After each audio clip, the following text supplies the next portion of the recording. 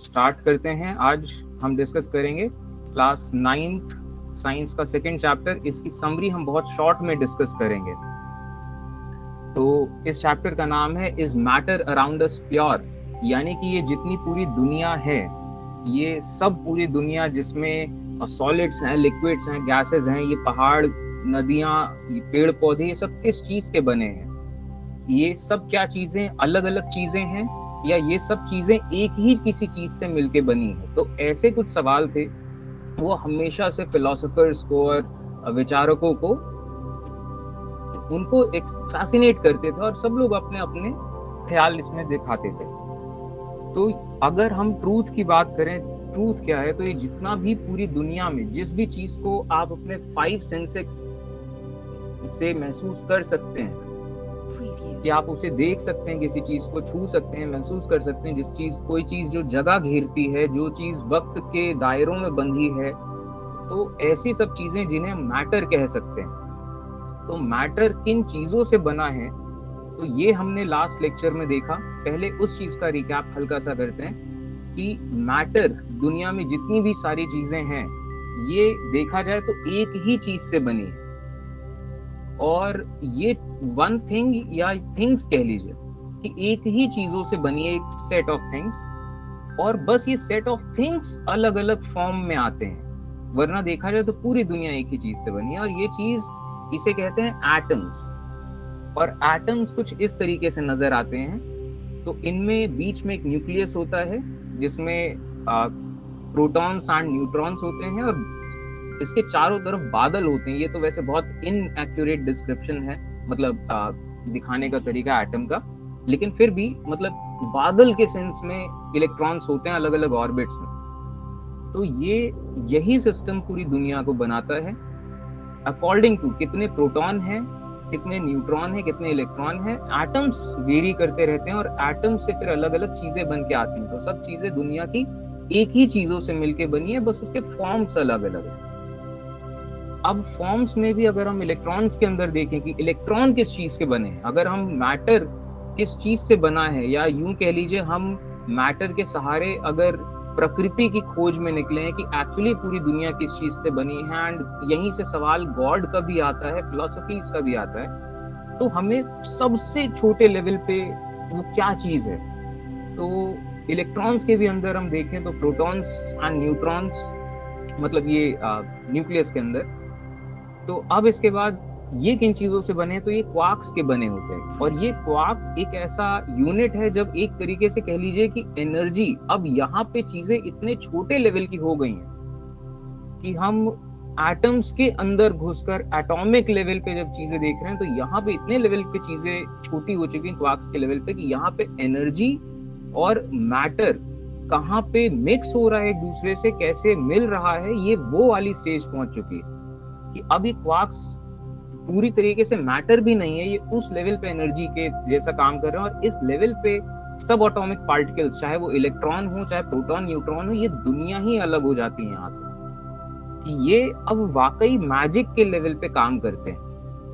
And magic के level पे किस सेंस में कह रहा हूँ, कि यहाँ की जो दुनिया आपको नजर आती है, ये इस दुनिया को आप रियलिटी कह लीजिए, कि आप अगर इस दीवार के इधर खड़े हैं तो आप इस दीवार को पार नहीं कर सकते हैं, दीवार से टकरा के आप यहीं पे आ जाएंगे। लेकिन यहाँ पे कुछ मैजिक जैसे चलता है कि इलेक्ट्रॉन है, और अगर कोई बाउंड्री है, कोई दीवार भी है, तब भी वो इलेक्ट्रॉन चाहे तो इस बाउंड्री के इधर पार नजर आ सकता है। वो एक ही टाइम पे कहीं कहीं आप या फिर उसकी लोकेशन का पता लगा सकते हैं, या फिर उसके डायरेक्शन का पता लगा सकते हैं, या फिर इस सेंस में मतलब वो मैजिक के लेवल पे चल रहा है। वो एक ही चीजें सुपर इम्पोज हो रही है कि एक इलेक्ट्रॉन कहीं से सुपर इम्पोज है और वो दूसरे पार्टिकल शायद लाइट ईयर्स दूर है। तो यहाँ पे इस तरीके से चीजें चलती हैं। ये क्वार्क्स, एनर्जी, मैटर, अब यहाँ डिस्टिंग्विश करना मुश्किल है। और इसके अंदर भी फिर ग्लूऑन्स एंड एक्सेट्रा एक्सेट्रा, बहुत अंदर तक सब एटॉमिक पार्टिकल्स और सारे। तो ये चीज हमने अभी लास्ट चैप्टर में देखी। अब इन चीजों का जिक्र कई बार आएगा, ये इलेक्ट्रॉन्स का जिक्र कई बार आएगा, प्रोटॉन्स, न्यूट्रॉन्स, एटम्स, मॉलिक्यूल्स। तो आपको कम से कम थोड़ा सा इन टर्म्स के बारे में आप यूज टू हो जाए। तो ये हमने पिछले चैप्टर में देखा कि जितना भी मैटर है, जितनी भी चीजें दुनिया की, ये सब चीजें बनी हैं पार्टिकल्स से। और इन पार्टिकल्स की अगर बात करी जाए तो एक बूंद अगर देखा जाए पानी की, तो ये एक बूंद कह लीजिए 10⁻21 वाटर के मॉलिक्यूल्स मिलते हैं, तब जाके एक बूंद बनती है। और आप एक मॉलिक्यूल को देखें पानी, तो यहाँ पे 2 एटम है हाइड्रोजन के, और ये केमिकल बॉन्ड कहते हैं इसे, ये बॉन्ड से बंधे हुए हैं ऑक्सीजन के एक एटम के साथ, तो ये बनता है पानी। अब ये जो हमने पिछले चैप्टर में देखा था, यहीं से हम थोड़ी थोड़ी चीजें डिड्यूस करना शुरू करते हैं मैटर के बारे में, जो इस चैप्टर में काम आएगा। तो अब इससे पहले कि हम इस चैप्टर का थोड़ा सा आगे बढ़े समरी के सेंस में, तो एक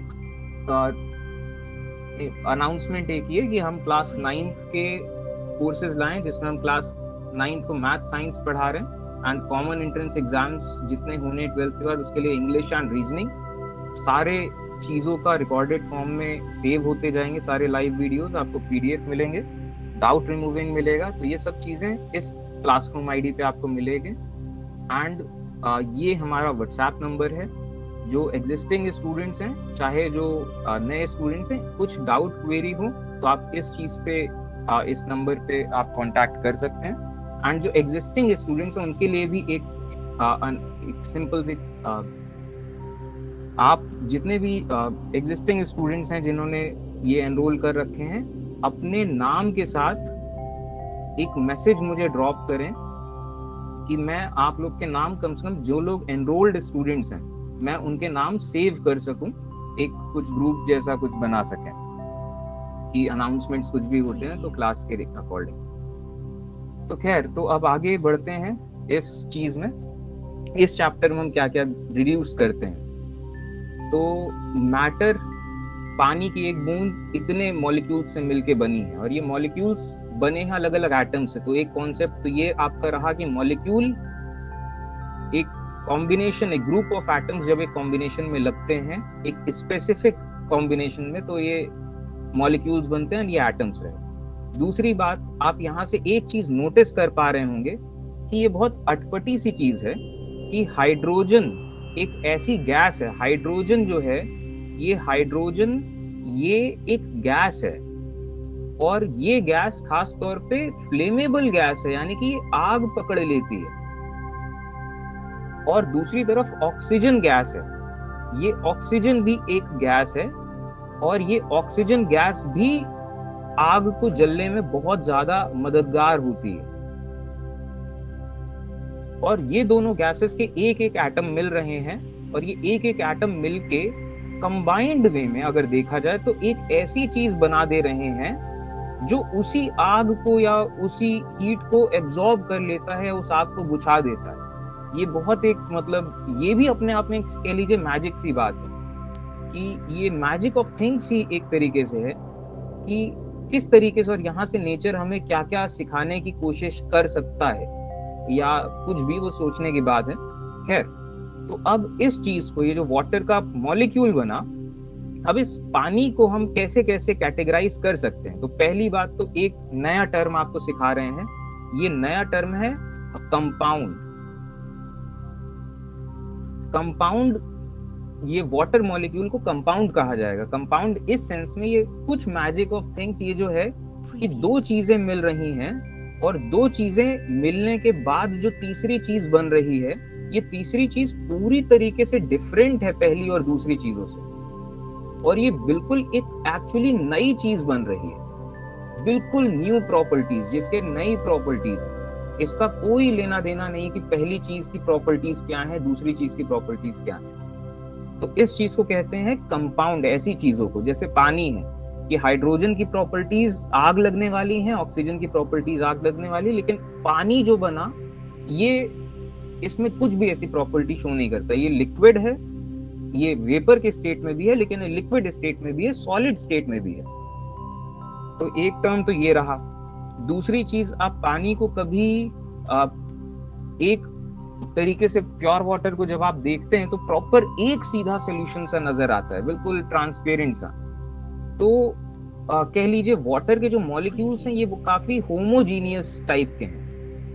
यहाँ से ये भी एक नया टर्म आप जानिए, होमोजीनस। कि होमोजीनस, होमो का मतलब होता है एक जैसा, तो या खुद में जैसा कि एक चीज है, तो होमोजेनस यानी कि वो एक जैसा है। तो ये अब हमने देखा ये चीज। अब यहाँ से कुछ, अब इसके बाद मॉलिक्यूल्स के अंदर भी ये एटम्स हैं, और एटम्स इस तरीके के ऑर्बिटल्स में लगे होते हैं। इन चीजों को, कुछ चीजें ये सुन लीजिए, इन सारे टर्म्स को आगे के चैप्टर्स में भी आएंगी। तो ऑर्बिटल्स कहते हैं, और इन ऑर्बिटल्स के लेवल पे अगर बात करी जाए तो ये जैसे एक कार्बन एक एटम है, तो कार्बन एटम का एक रिप्रेजेंटेशन है। कार्बन का एटम 6 प्रोटॉन, 6 न्यूट्रॉन और 6 इलेक्ट्रॉन, जब ये चीजें एक साथ मिलती हैं तो बनता है कार्बन का एटम। और यहाँ से एक आपको फन फैक्ट बताता हूँ कि ये कार्बन का जो एटम है, ये सारे लाइफ फॉर्म्स, जिस टाइप ऑफ लाइफ हम इस अभी तक देख पाए हैं अपने सोलर सिस्टम में जैसा, यहाँ ये सारे life forms based on carbon है। ये कार्बन एक ऐसी चीज है, ये 6 प्रोटॉन, 6 न्यूट्रॉन, 6 इलेक्ट्रॉन मिलके एक ऐसी चीज बनाते हैं जो इतनी कुछ स्टिकी सी चीज है, कुछ हल्की सी चिपचिपी सी चीज है, एंड इसकी प्रॉपर्टीज कुछ इतनी अलग सी हैं कि ये बहुत सारे कंपाउंड्स के साथ, मतलब बहुत सारे एलिमेंट्स के साथ ये बॉन्ड बना सकता है, और इसी वजह से ये लाइफ के लिए इतना ज्यादा, लाइफ कार्बन बेस्ड है। और यहाँ से एक छोटा सा फैक्ट मैं आपको एक और बताता हूँ कि हमेशा से जो एंशिएंट सिविलाइजेशंस के लोग थे, वो एंशिएंट्स इस बात को कहीं ना कहीं जानते थे कि जितना भी लाइफ फॉर्म है ये कुछ कार्बन के बेस पे है। कार्बन एग्जैक्टली शब्द भले नहीं, लेकिन फिर भी कुछ ही बेस के जानते थे। एंड इस वजह से अगर आप यूरोपियन, आप उस टाइम के माइथोलॉजीज या कुछ वहां के इस चीजों के बारे में आपको आइडिया हो, तो 666 ये एक नंबर है, ये कार्बन का एक रिप्रेजेंटेशन है। और साथ ही साथ ये 666 इसका एक बहुत कई अलग अलग फॉर्म्स में रिप्रेजेंटेशन आया है। कि जैसे 666 कई लोगों का ये कहना था यूरोपियन वहां पे कि ये 666 लूसीफर का नंबर है, और ये लूसीफर की भी अपने अपने डिस्क्रिप्शन सबने दे रखे थे कि कोई शैतान है, या फिर कई लोग उसको अब ब्रिंगर ऑफ लाइट या बियरर ऑफ लाइट कहते हैं, कई लोग इसे लूसीफर को सेटन से इक्वेट करते हैं।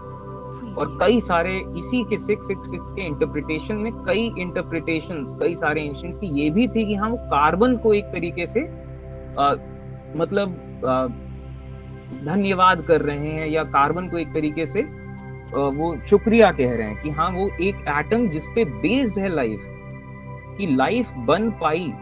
क्योंकि हम अपने इन जिंदगियों में इस चीज को नोटिस नहीं कर पाते हैं, लेकिन हमारे अर्थ करोड़ों साल पुरानी है, एंड हमारे अर्थ की अगर लाइफ देखें तो न जाने कितनी बार लाइफ ने किस तरीके से बची है लाइफ, तब जाके यहाँ तक आ पाई है, इवॉल्व हो पाई। तो लाइफ हो पाई, ये भी अपने आप में एक मैजिक सी चीज है। तो ये तो एक छोटा सा कार्बन से हमने जोड़ा। खैर, पॉइंट ये था, कार्बन का ये एटम दिखाया जा रहा है, ये इस एटम में ये ऑर्बिटल्स होते हैं, ये सब ऑर्बिटल्स हैं कि ये जो कुछ पर्टिकुलर डिफाइंड पाथ, जिन पाथ्स पे इलेक्ट्रॉन्स घूमते हैं। अब जो पहला ऑर्बिटल है, जो फर्स्ट ऑर्बिटल है, इसमें मतलब हर चीज की नेचर में एक चीज है कि हर चीज अपने स्टेबिलिटी की तरफ बढ़ने की कोशिश करता है, तो ये नेचर का रूल है। तो ये स्टेबिलिटी एटम्स के लेवल पे भी चलती रहती है। एटम्स की अगर बात करें तो एटम्स वैसे तो नॉन लिविंग से नजर आते हैं, एटम्स वैसे नॉन लिविंग से नजर आते हैं, लेकिन इनके अंदर भी पता नहीं एक स्टेबिलिटी की तरफ बढ़ने की ऐसी वो टेंडेंसी सी है कि पहला ऑर्बिटल जो होगा, जो सबसे नियरेस्ट क्लाउड है इलेक्ट्रॉन का, सबसे नियरेस्ट क्लाउड, इसमें इलेक्ट्रॉन्स हमेशा इस कोशिश में रहते हैं कि इसमें 2 इलेक्ट्रॉन्स रहें। जैसा कि आप ये देख पा रहे हैं, ये पहला इलेक्ट्रॉन है और दूसरा इलेक्ट्रॉन।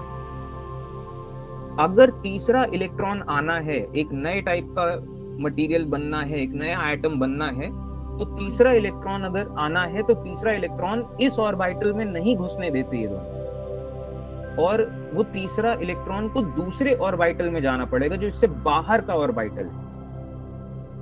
वो तीसरे को नो एंट्री है यहाँ पे। ये भी एक बड़ी अजीब सी बात है कि किस तरीके से नेचर बना है, और ये दो किस तरीके से, क्योंकि पहला ऑर्बिटल की एनर्जी सबसे मतलब बैलेंस रखनी है, तो सबसे ज्यादा बैलेंस का फॉर्म सबसे कम एनर्जी जो लेगा वो यही है कि दो इलेक्ट्रॉन रहें, और इनके बादल जब मतलब ये उस बादल में घूमे तो थोड़ा सा एक डायमेट्रिकली की इनके डिस्टेंस रहे, कुछ इस सेंस में दो का सिस्टम बड़ा स्टेबल सा है। जो दूसरा ऑर्बिटल है, तो यहाँ पे अब क्या होता है, अब ऐसा तो है नहीं कि तीसरा इलेक्ट्रॉन जो आएगा ये नया एटम नहीं बनेगा, तीसरा इलेक्ट्रॉन आएगा लेकिन तीसरा इलेक्ट्रॉन जाएगा दूसरे ऑर्बिटल में, जो थर्ड इलेक्ट्रॉन दूसरे ऑर्बिटल में जाएगा, और दूसरे ऑर्बिटल में ऐसे 8 इलेक्ट्रॉन्स हो सकते हैं, 8 इलेक्ट्रॉन्स तक हो सकते हैं। नौवा जो आएगा, नौवे की एंट्री नहीं है। तो ये दूसरा ऑर्बिटल, अब किसी एटम के पास 3 इलेक्ट्रॉन है तो वो हमेशा इस कोशिश में रहता है कि मेरे पास 2 इलेक्ट्रॉन हो, कि नियरेस्ट वो ऑर्बिटल फुल हो, और या फिर दूसरा पूरा फुल हो जाए और या फिर दूसरा खाली हो जाए। खामखा इतना बड़ा ऑर्बिटल लेके वो एक घूम रहा है न्यूट्रॉन मतलब न्यूक्लियस से इतनी दूर, तो वो दे ही दे अपना इलेक्ट्रॉन।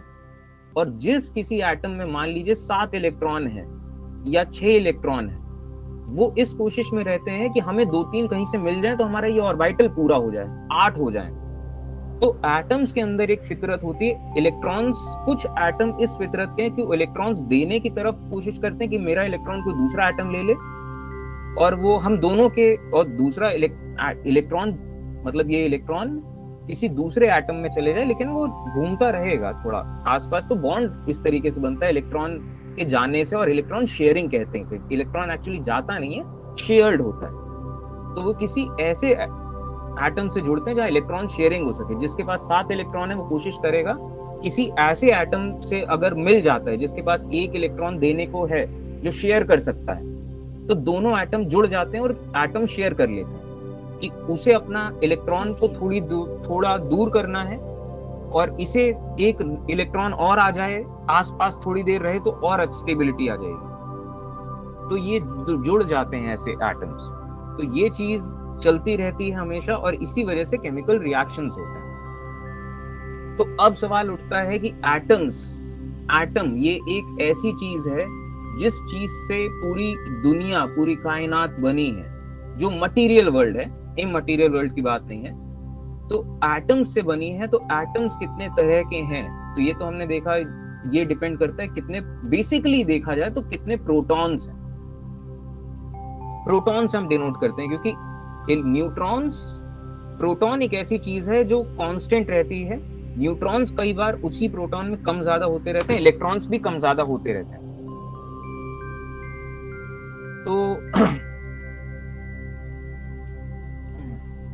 तो ये चीज है।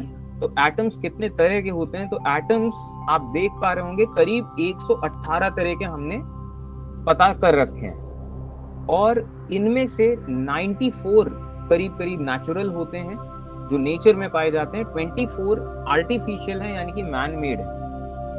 तो इतने तरह के एटम्स होते हैं और सब एटम्स की फितरत है। तो जैसे हाइड्रोजन में आप देख पा रहे होंगे कि 1 प्रोटॉन इसमें है। हीलियम में 2 प्रोटॉन है, और किस तरीके से इनके प्रॉपर्टीज चेंज होते हैं। तो जैसे कि हाइड्रोजन है, हाइड्रोजन में 1 इलेक्ट्रॉन है, 1 प्रोटॉन है। तो अब ये इस कोशिश में हमेशा रहेगा कि इसे कहीं से एक और इलेक्ट्रॉन कहीं से शेयर करने को मिल जाए, इस कोशिश में ये रहेगा। तो दूसरा हाइड्रोजन एटम भी इसी तरह का है। तो 2 हाइड्रोजन के एटम आपस में इस तरीके से मिल जाते हैं और एक हाइड्रोजन का मॉलिक्यूल बनाते हैं, और अब ये स्टेबल है। तो हाइड्रोजन जो गैस है ये हमेशा H2 के फॉर्म में मिलती है। तो हाइड्रोजन के 2 एटम जुड़े होते हैं और इनके इलेक्ट्रॉन्स, ये 2 इलेक्ट्रॉन हो गए, दोनों शेयर कर रहे हैं। तो ये दोनों इलेक्ट्रॉन इसके भी हैं, इसके भी हैं। तो ये प्रॉपर इलेक्ट्रॉन्स की शेयरिंग चलती है। तो ये स्टेबिलिटी इनके मिल जाती है। अब यहाँ पे 2 इलेक्ट्रॉन्स यानी कि एक पेयर शेयर हो रहा है, एक पेयर ऑफ इलेक्ट्रॉन्स। तो यहाँ इस चीज को अगर रिप्रेजेंटेशन में दिखाया जाए तो यहाँ पे एक हाइड्रोजन और ये जुड़े हैं, यहाँ पे एक ये स्टिक लगी है, तो इस एक स्टिक को कहते हैं सिंगल बॉन्ड। तो यानी कि 2 इलेक्ट्रॉन है, सिंगल बॉन्ड का मतलब 1 पेयर ऑफ इलेक्ट्रॉन, 2 इलेक्ट्रॉन्स हैं जिनकी शेयरिंग चल रही है। तो इस तरीके से रिएक्शन चलते हैं। अगर पानी की बात करें, और हाँ यहाँ पे ये भी चीज, हाइड्रोजन का ये मॉलिक्यूल H2, तो हाइड्रोजन जो गैस होगी उसमें सिर्फ ऐसे H2 के मॉलिक्यूल्स ऐसे मिलेंगे। तो हाइड्रोजन जो गैस बनेगी वो एक्चुअली उस चीज को हम यहाँ से एक नया टर्म, मतलब आप ले लीजिए, हाइड्रोजन गैस को हम कहेंगे एलिमेंट, कि उसमें सिर्फ हाइड्रोजन गैस है और कुछ नहीं है, वो बिल्कुल प्योर है, वो प्योर सब्सटेंस है। प्योर सब्सटेंस का मतलब सिर्फ उसमें हाइड्रोजन ही है और कुछ नहीं है। तो इस सेंस में 2 नए टर्म आपको सुनने मिले जो इस चैप्टर में आगे और सुनने मिलेंगे। अगर पानी की बात करें, वाटर, ये भी एक जादुई सा मॉलिक्यूल। तो एक तरफ ऑक्सीजन है, 2 तरफ हाइड्रोजन है। तो यहाँ पे ऑक्सीजन में देखा जाए तो 8 इलेक्ट्रॉन होते हैं। ये केमिस्ट्री के बेसिक्स हैं और केमिस्ट्री के नेचर के बेसिक्स हैं। तो ये बेसिक्स आपको काम आएंगे आगे, जब केमिस्ट्री पढ़ ही रहे हैं तो ये सब चीजें सुनते जाइए। तो ऑक्सीजन में 8 इलेक्ट्रॉन्स होते हैं। तो 8 इलेक्ट्रॉन्स 2 ऑर्बिटल्स में होते हैं। 2 ऑर्बिटल्स यानी कि अब किस तरीके से पहला ऑर्बिटल जो है इसमें 2 इलेक्ट्रॉन्स आ गए, दूसरा ऑर्बिटल जो है इसमें 6 इलेक्ट्रॉन्स आ गए, तो 8 हो गए। लेकिन अब ये ऑर्बिटल जो है दूसरा, इसकी कैपेसिटी है 8। तो ये हमेशा कोशिश करेगा कि कहीं से 2 इलेक्ट्रॉन्स कहीं से ऐसे मिल जाएं जिसको शेयर कर सकें, तो और स्टेबिलिटी आ जाएगी। तो इस तरीके से वाटर का मॉलिक्यूल बनता है। तो एक हाइड्रोजन से जुड़ के एक इलेक्ट्रॉन इसे यहाँ से मिल जाता है शेयर करने को, और दूसरे हाइड्रोजन से जुड़ के दूसरा इलेक्ट्रॉन यहाँ से मिल जाता है। और यहाँ पे अचानक एक बस इलेक्ट्रॉन शेयरिंग हुई और एक बिल्कुल नई नायाब सी चीज बन के आ गई, बिल्कुल न्यू थिंग। और इस न्यू थिंग को हम टर्म देते हैं कंपाउंड।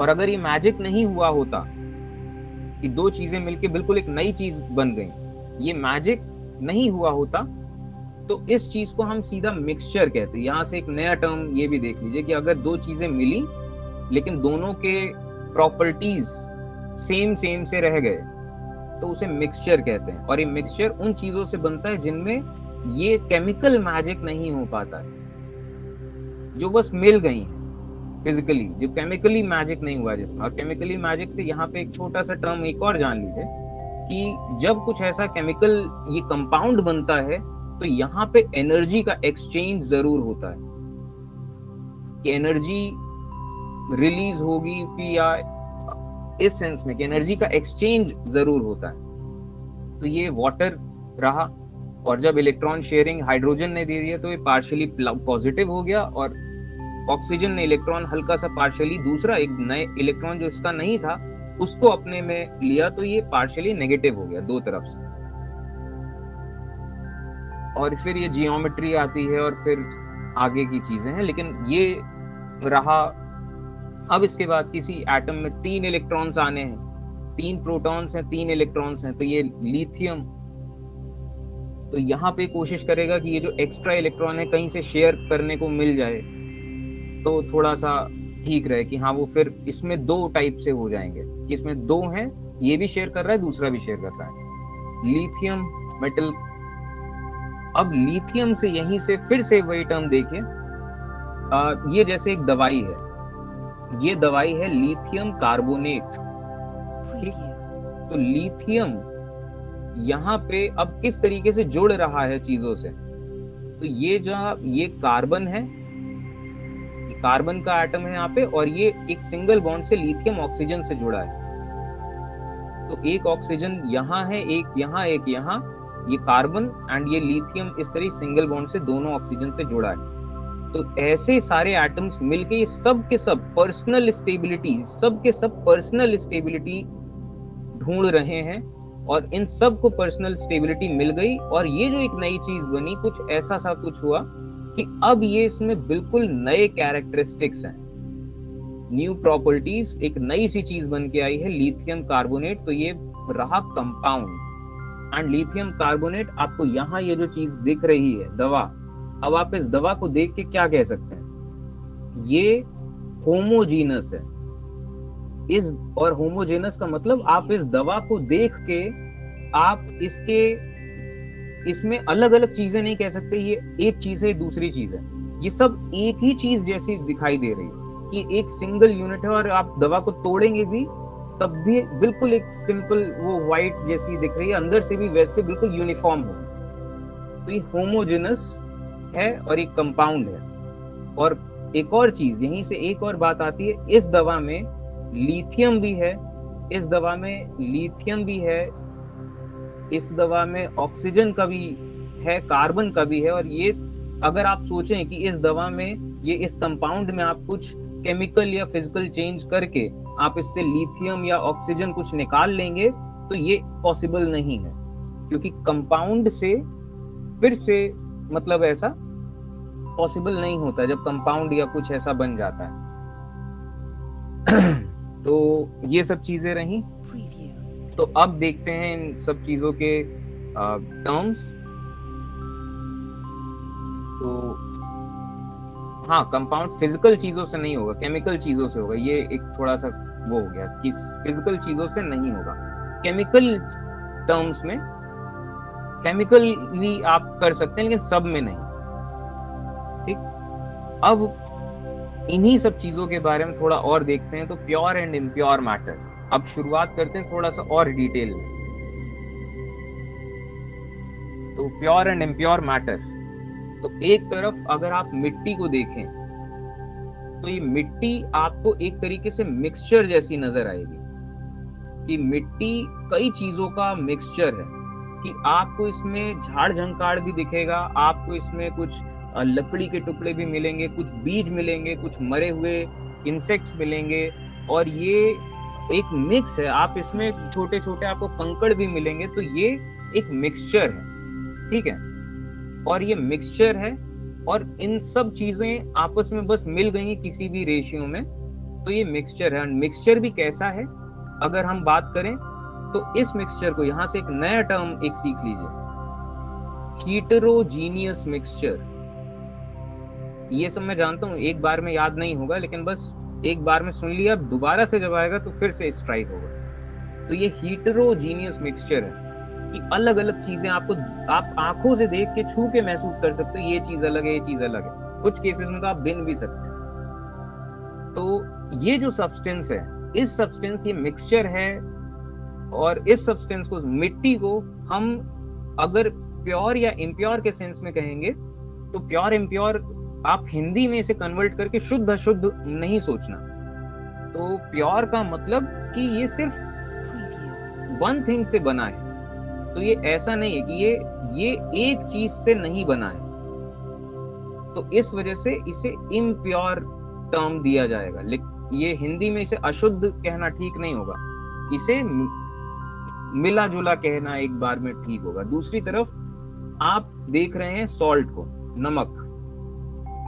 आप इस चीज को एक और देख सकते हैं, अगर आप मैग्नीफाई करके मिट्टी और नमक को अगर आप माइक्रोस्कोप में देखें, मैग्नीफाई करें, तो आपको कुछ इस तरीके से नजर आएगा। तो एक तरफ मिट्टी में आपको छोटे बड़े कंकड़ पत्थर भी दिखेंगे, चलते हुए माइक्रोब्स भी दिख जाएंगे, आपको बैक्टीरिया कुछ दिख सकते हैं, और ये सब चीजें आपको मिक्स हैं, एक पूरी तरीके से मिक्स हैं, और ये मिक्स हीटेरोजीनियस मिक्स है। दूसरी तरफ आप नमक को देखेंगे, तो नमक में आपको सिर्फ एक चीज मिलेगी, ओनली वन थिंग, और ये ओनली वन थिंग है सॉल्ट के क्रिस्टल्स। सिर्फ सॉल्ट के क्रिस्टल्स हैं जो आपको नजर आएंगे माइक्रोस्कोप के अंदर, और कुछ नहीं नजर आएगा। तो ये चीज एक तरीके से, इसे इस वजह से हम प्योर सब्सटेंस कहेंगे, कि ये सिर्फ और एक ही चीज से बनी है, सिर्फ एक ही चीज से बनी है, और इसमें कुछ इधर उधर की चीजें, दूसरी चीजें नहीं मिली। तो ये एक तरीके से सॉल्ट, नमक, ये प्योर थिंग कहा जाएगा इसे। और अगर किसी भी सेंस, खैर अभी आप बहुत टर्म्स हो गए, अब आगे बढ़ते हैं। तो ये कुछ और एग्जांपल्स, ये सब्सटेंस, इसे हम बिल्कुल प्योर कहेंगे, ये सल्फर है। अगर रेफरेंस के लिए आप सल्फर कभी देखेंगे जरूर, क्योंकि कई सारे एक्सपेरिमेंट्स होंगे, मैं दिखाऊंगा, सल्फर आप बहुत देखेंगे। तो सल्फर प्योर फॉर्म में ऐसा येलो कलर का होता है, और यही सल्फर जब किसी और चीजों से रिएक्ट करता है, किसी तो नई सी चीज, नई रंग बिरंगी कुछ चीज निकलेगी, उसमें सल्फर मिला होगा, लेकिन आप वो ढूंढेंगे कि यार ये चीज में सल्फर है तो पीला जैसा कुछ तो होना चाहिए, तो ऐसा नहीं है, क्योंकि वो बिल्कुल एक नई चीज है। तो सल्फर प्योर फॉर्म में ऐसा पीला होता है। और ये रहा पानी, तो ये भी एक प्योर थिंग है। पानी, यहाँ से एक और चीज, प्योर इम्प्योर में एक डिस्टिंक्शन ध्यान रखिएगा। पानी जो है ये कंपाउंड है, 3 अलग अलग एटम से मिलके बना है। तो आप यहाँ ये कंफ्यूज मत होइएगा कि 3 अलग अलग एटम है तो ये इम्प्योर हो गया।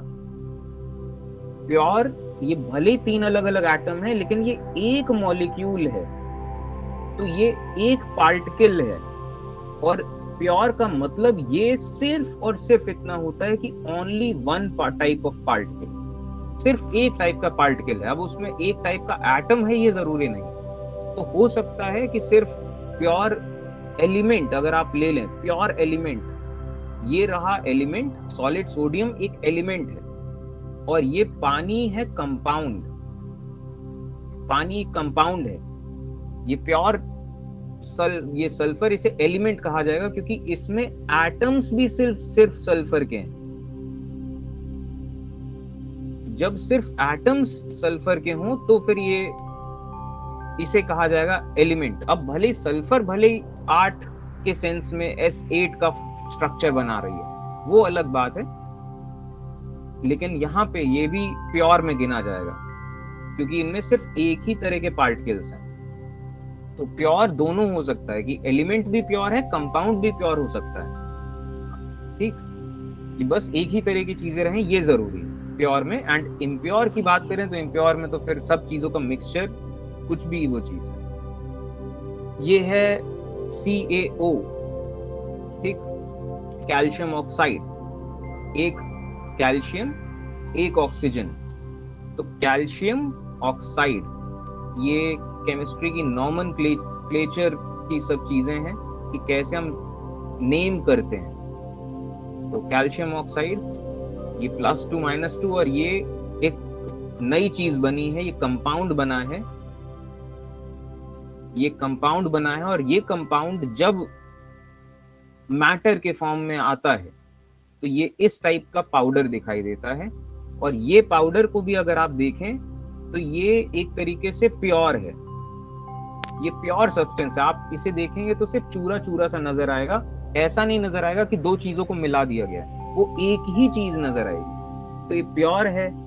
ये होमोजीनस भी आप इसे कह सकते हैं कि बस सिर्फ एक ही चीज जैसी नजर आ रही है, ठीक, और ये पाउडर के फॉर्म में है।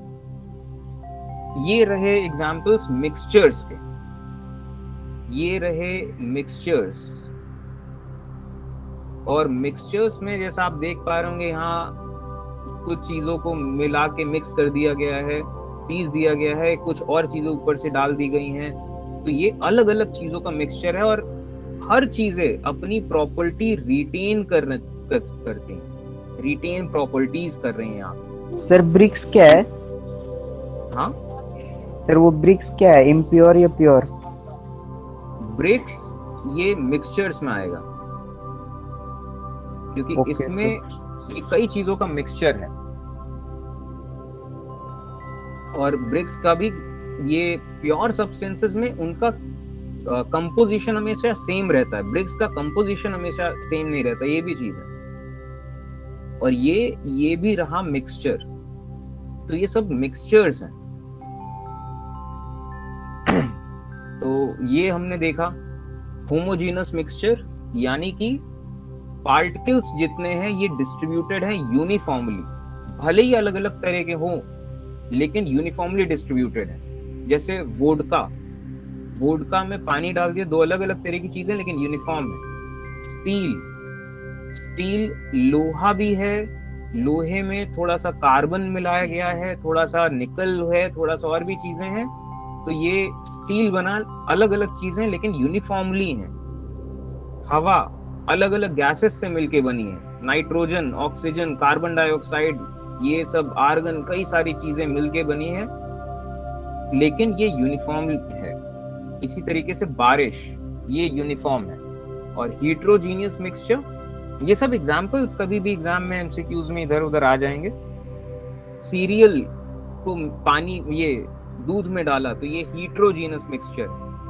सोडा में बर्फ डाला तो आप महसूस कर सकते हैं दो अलग अलग चीजें हैं। मिट्टी, कई चीजों का मिक्स है और अलग अलग महसूस हो रहा है। ब्लड, ये हीट्रोजीनस है। ब्लड में होमोजीनस भले आपको लगे ब्लड, लेकिन उसे हीट्रोजीनस में काउंट किया जाता है क्योंकि ब्लड में कई सारी चीजें हैं, वेरी करती रहती हैं और ये सब हीट्रोजीनस माना जाएगा। होमोजेनस मिक्सचर्स, कुछ और एग्जांपल्स देखते हैं।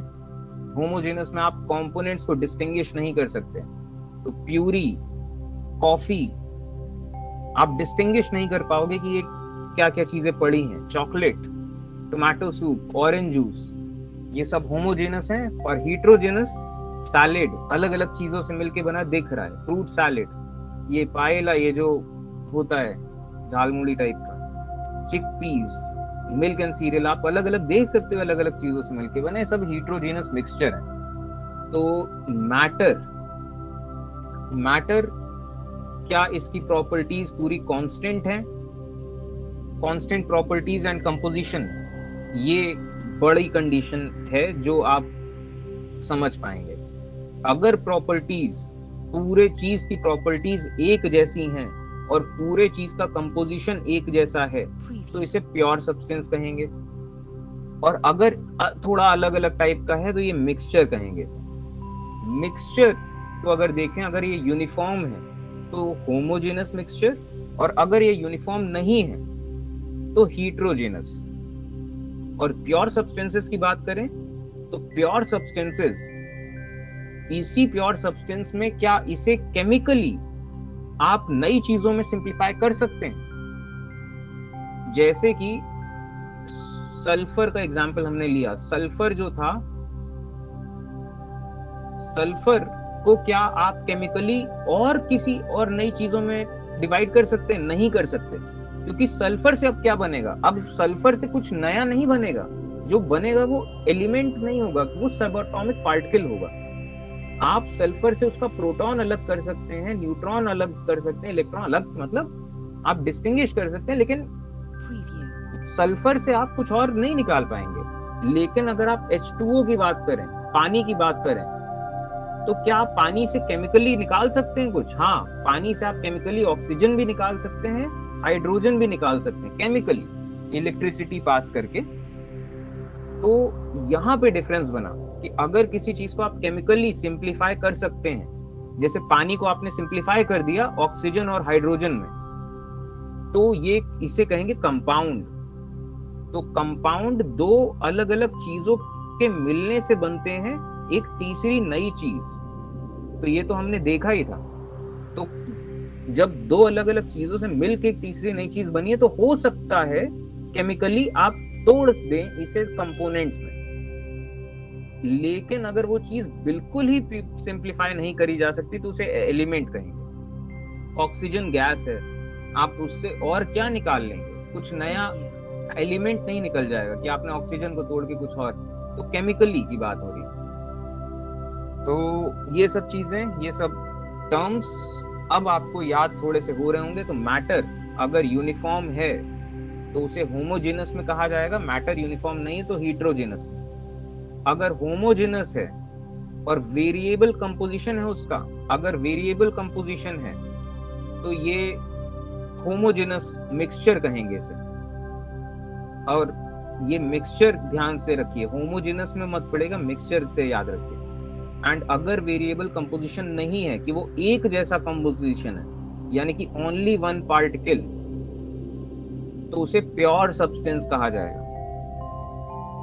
एंड प्योर सब्सटेंस को भी अगर आप तोड़ सकते हैं दो अलग अलग चीजों में, यस, तो वो कंपाउंड है। और अगर प्योर सब्सटेंस है लेकिन तोड़ नहीं सकते तो वो एलिमेंट है। ठीक, तो ये अलग अलग चार्ट्स के फॉर्म में आपको बताया गया है कि इस तरीके से बनते हैं चार्ट्स ये। और यही मोर और लेस देखा जाए तो आपकी समरी है इस पूरे चैप्टर की। तो अब मैटर प्योर है कि मिक्सचर है, एक दुनिया को देखने का तरीका एक ये भी है। वो एलिमेंट है कि कंपाउंड है, एक ये भी दुनिया को देखने का तरीका है। और वो होमोजीनस है कि हीट्रोजीनस है, ये भी दुनिया को एक देखने का तरीका है। तो इन सारे तरीकों को हम अब नेक्स्ट लेक्चर में हम देखेंगे, इन सब चीजों को। फिलहाल आज के लिए इतना ही। ये रहा समरी बेसिक कि is matter around us pure. और जैसे जैसे हम पढ़ते जाएंगे वैसे वैसे हम इसका बेसिक पॉइंट्स यहाँ लिखते जाएंगे। तो बेसिक पॉइंट्स में आज हमने तो ये सब चीजें देखा, जब रिवाइज करेंगे तो लिखेंगे इसे। तो ये था चैप्टर आपका। चलिए